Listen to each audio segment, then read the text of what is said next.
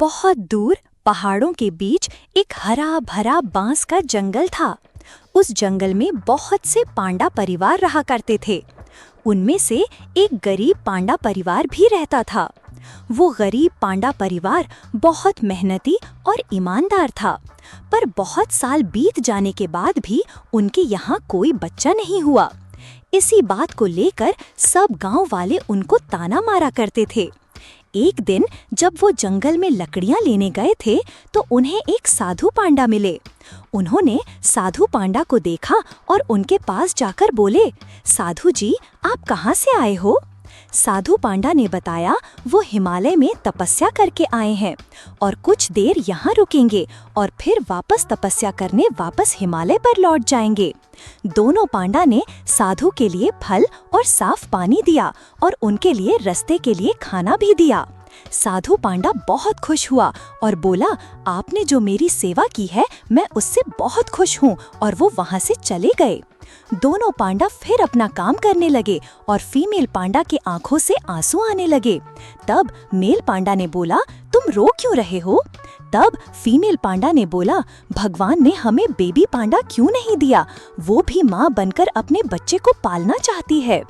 तभी पीछे से वो साधु आए और उन्होंने उनकी सब बात सुन ली और हंसकर उन दोनों पांडा से बोला, तुम्हें भी एक बहुत प्यारे पांडा बच्चे के माँ बाप बनोगे। और साधु पांडा ने अपनी पोटली से एक चमकीला फ्रूट निकालकर उन दोनों पांडा को दिया और बोला, तुम दोनों ये खा लो और जल्दी तुम्हारे यहाँ एक बेबी पांडा होगा। ये बात सुनकर दोनों खुश हो गए और उन्होंने उस साधु पांडा का आशीर्वाद लिया। कुछ टाइम बाद उनके यहाँ बहुत प्यारे बेबी का जन्म हुआ और दोनों मम्मी पापा पांडा उसको देखकर बहुत खुश हुए और उनको पलने में लग गए और उन्होंने उसका नाम भोलू पांडा रखा।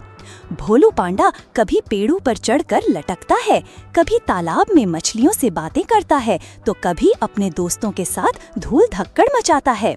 धीरे धीरे वो पूरा गांव का प्यारा हो गया। उनके साथ गांव के और पांडा बच्चे खूब मस्ती किया करते थे। एक दिन जब वो सब पांडा बच्चे जंगल में खेल रहे थे, तभी उन्होंने किसी के रोने की आवाज सुनी। उसे झाड़ियों से एक अजीब सी आवाज सुनाई दी, छू छू। डरते डरते वो पास गया और देखा एक छोटा सा शेर का बच्चा गिरा हुआ कांप रहा था। भोलू पांडा ने प्यार से उस शेर के बच्चे को उठाया और उसे अपनी नरम पीठ पर बैठा लिया। शेर का छोटा बच्चा बोली, मेरा नाम चीकू है, मैं ऊपर पहाड़ से खेलते खेलते गिर गया था। भोलू पांडा मुस्कुराया, अब तुम मेरी दोस्त हो चीकू। अब जंगल में सब जानवर हैरान थे एक भारी भरकम पांडा और छोटे शेर की दोस्ती से। चीकू शेर को भोलू पांडा अपनी पीठ पर बैठाकर पूरे जंगल में घूमता था और भोलू पांडा चीकू शेर को पेड़ पर चढ़ना सिखाने लग गया। एक दिन जंगल में आग लग गई, सब जानवर भागने लगे। वो आग जंगल में लकड़ बाघों ने लगाई थी जो कि चीकू शेर को मरने आए थे। पांडू ने देखा कि कुछ छोटे डियर और खरगोश के बच्चे आग में फंस गए थे। भोलू पांडा और चीकू शेर ने उनको आग से बचाया। उन्होंने बड़ा सा लकड़ी का पुल बनाया और उन सबको वहां से निकाला। चीकू शेर ने ऊपर से रास्ता दिखाया और भोलू पांडा ने सारे बच्चों को अपनी पीठ पर बैठाकर जंगल से बाहर निकाला। जब आग बुझी और सब जानवर सुरक्षित थे तो उन्होंने भोला पांडा और चीकू शेर को मिलकर कहा, तुम दोनों जंगल के हीरो हो। लकड़ बाघों की पूरी टीम ये सब ऊपर से देख रही थी, पर इतने सारे पांडा देखकर किसी की हिम्मत नहीं हुए चीकू शेर पर अटैक करने की। लकड़ बाघों ने सोचा, आज तो ये सब जीत गए, पर वो फिर आएंगे और सही मौका मिलने पर चीकू शेर को पकड़कर अपने साथ लेकर चले जाएंगे। अब भोला पांडा और चीकू शेर का बच्चा कभी भी अकेला नहीं होता।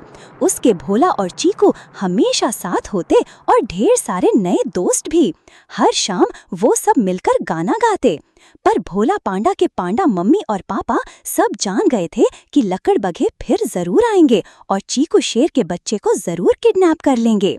सीख, मॉरल, सच्ची दोस्ती हर मुश्किल में आपके साथ होता है। आगे क्या होगा? क्या चीकू शेर के बच्चे को लकड़ बघे किडनैप कर लेंगे? क्या भोला पांडा का बच्चे चीकू शेर के बच्चे को बचा पाएगा लकड़ बाहों से? आखिर क्या है चीकू शेर के बच्चे की सच्चाई?